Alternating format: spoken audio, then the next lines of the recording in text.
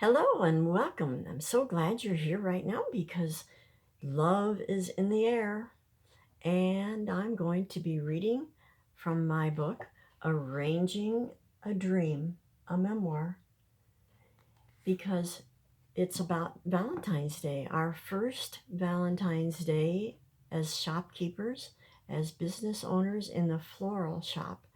And, we had no experience. This is our very first holiday. So you can imagine the day was very difficult. We had no idea what was going to happen. But today I'm reading after the business was over and it was closed for the day. And what happened that evening after we were finished with all of our work and making deliveries now. After we locked up that evening, my sweetheart and I still had to make deliveries to the hospital and the Newaygo area. My stomach growled as we rode in the old Chevy van. We had determined we would go for a nice dinner when we finished. After all, it was Valentine's Day, and there were no roses left to give me, so at least he could feed me. Honestly, I was so tired, I didn't want to dress up and go out. So after completing the deliveries, we stopped at a cozy little place on Pickerel Lake near Newaygo. Cooper's Inn, a landmark restaurant in the area. Marlis, who was our babysitter, her parents had taken us to the out-of-the-way restaurant in January.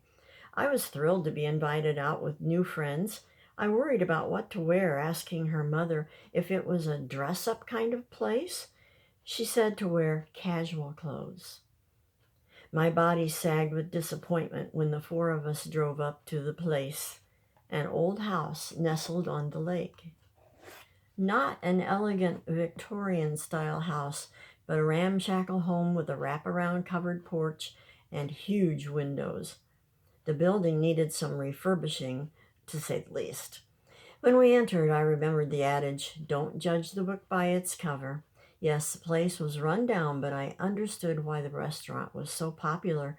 The casual atmosphere was warm and friendly. Everyone greeted us and carried on conversations while we all waited on our food. And waited, and waited, and waited. With the air filled with the tantalizing smell of fried onions, patrons hopped up and crossed the worn wooden floorboards to help themselves to the beers and pop in the refrigerator, and we enjoyed conversations at the old tables and mismatched chairs. Funny sayings on signs covered the neglected walls and entertained us as we waited some more. We had enjoyed the food and the evening out with Marlis's parents at Cooper's Inn so much, Ted and I decided that would be our choice to celebrate surviving our first holiday in business. That night was magical as we sat at the small wooden table on the heated porch.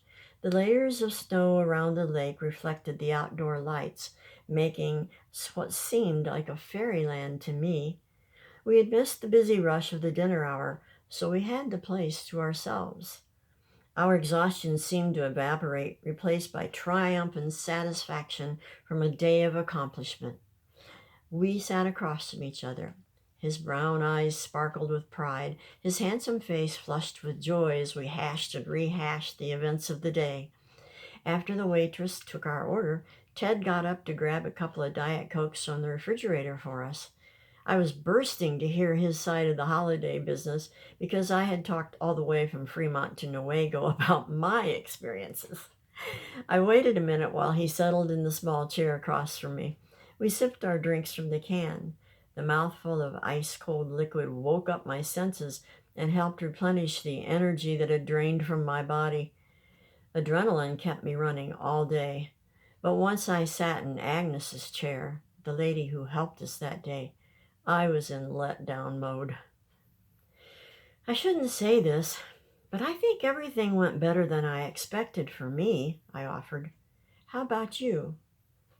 Ted leaned his elbows on the table and sighed. I need to do better on scheduling deliveries. We can't be running all over the countryside for one order. I was so relieved when Hattie told us we needed to stop taking any more delivery orders. That helped to take the pressure off, I said. Ted frowned. I know, but we had to stop.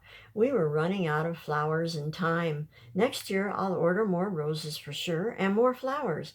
And I'm going to have a lot more bud vases and arrangements made up. I made a mental note to get a notebook out to keep track of the flowers ordered and what sold. So you think we'll be here for another Valentine's Day, huh? His mischievous smile made me laugh. Yes, don't you? He reached across the table and covered my hand with his. Yes, I hope so. He gave my hand a gentle squeeze. Happy Valentine's Day. And happy Valentine's Day to you. Thanks for stopping by.